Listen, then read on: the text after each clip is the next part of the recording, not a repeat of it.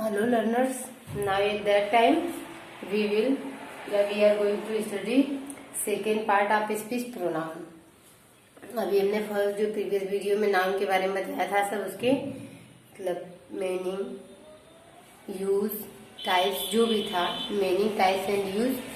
Second part of speech है pronoun. Pronoun को हम देखते हैं व्हाट इज प्रोनाउन या फिर what is pronoun, why we use pronoun in English grammar. So let's start करते हैं. What is pronoun. तो अकॉर्डिंग टू डिफिनेशन या डिफिनेशन ये है कि प्रोनाउन और इसको हिंदी में बोलते हैं जो है सर्वनाम.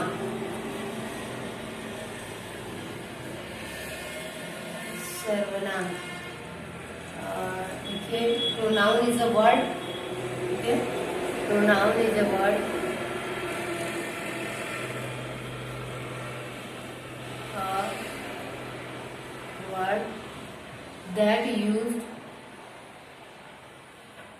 that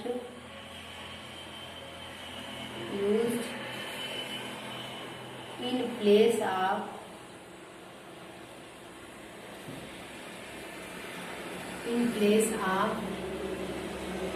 noun, in place of a noun, in place of a.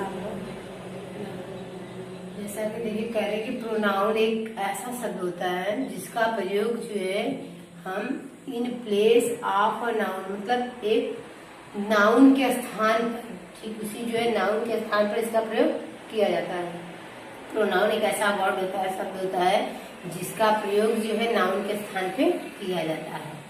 ठीक है. और अब इसके बाद नंबर आता है, जैसे अब यहाँ पे और भी देखते हैं कि कौन कौन से होते हैं. तो जैसे ये आपका रहा एग्जाम्पल में कि ही सी इट, मतलब यहाँ पे हम ये पहले देखेंगे कि हम क्यों करते हैं यूज ना, मतलब क्यों जो है. अब इसके बाद ये है कि वाई वी यूज प्रोनाउन, हम प्रोनाउन का प्रयोग क्यों करते हैं. तो कह रहे हैं कि to avoid the repetition of noun. पहले एग्जाम्पल देख लेते हैं फिर उसके बाद हम जो है उसको करते हैं ना. पहले हम ये देख लिए कि नाउन एक ऐसा वर्ड है जिसका प्रयोग, प्रोनाउन एक ऐसा वर्ड है जिसका प्रयोग नाउन के स्थान पर किया जाता है. Pronoun is a word that used in place of noun. तो एग्जाम्पल में जैसे देखते हैं, देखिए क्या है, कौन कौन से होते हैं या किसको कहा जाता है. जैसे यहाँ पे तो ये भी रहेगा जो है प्रोनाउन ये है, जैसे आपको देखिए ही, सी,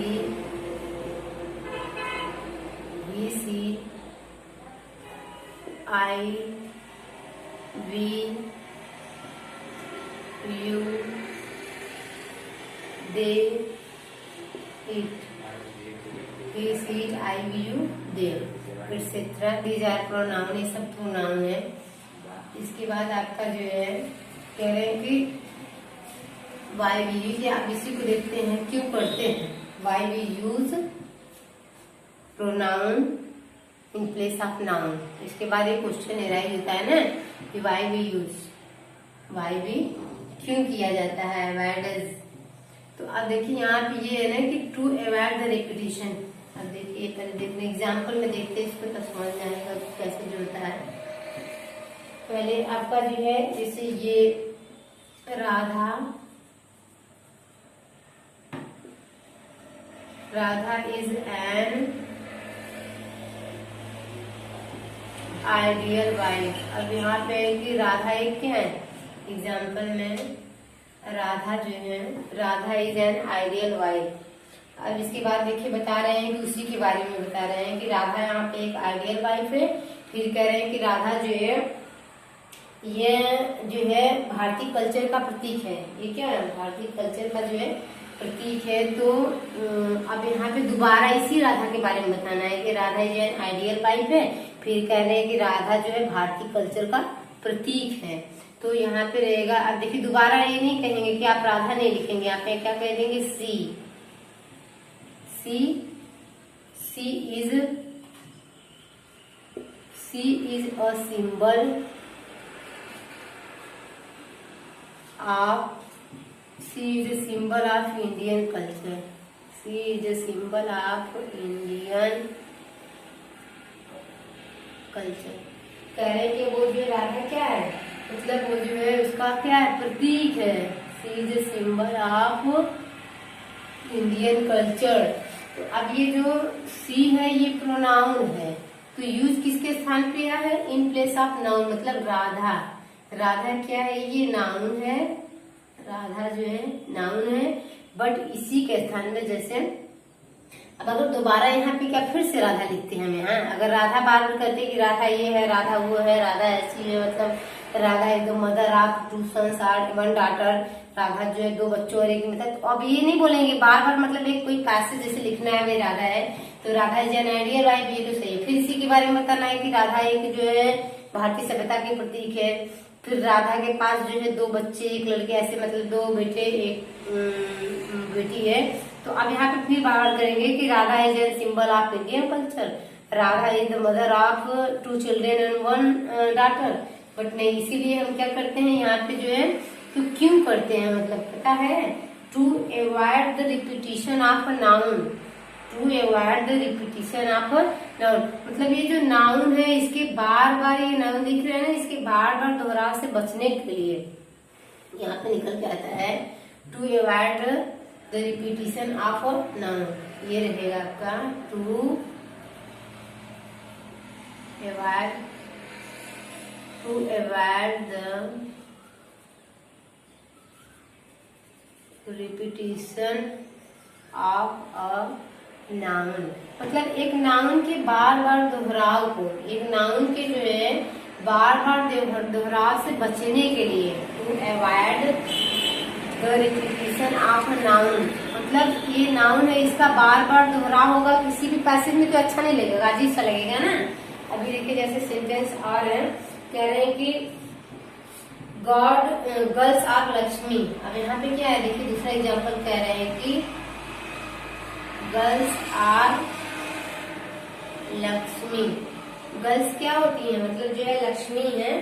तो फिर आगे इन्हीं के बारे में बताना है कि गर्ल्स और क्या है, दे, ये क्यों मतलब मानी जाती है लक्ष्मी जो है, दे आर इंडियन कल्चर, ये क्या है, ये भारतीय प्रतीक है, दे आर इंडियन कल्चर। अब यहाँ पे देखिए गर्ल्स जो आपका नाउन है, जबकि दे इन्हीं के लिए क्या ये प्रोनाउन है, यहाँ पर भी ये नाउन है और ये सी क्या आपका प्रोनाउन है, ठीक है। यहाँ पर भी ये आपका क्या है, नाउन है और ये सी क्या है, ये प्रोनाउन है। अब इसके बाद देखिए नंबर कह रहे हैं कि दूसरा एग्जाम्पल देखते हैं, ये तो था। दूसरे एग्जाम्पल में आपका आ रहा है नंबर जो है, देखिए इसका books are the source of knowledge. अब यहाँ पे है कि books are the source of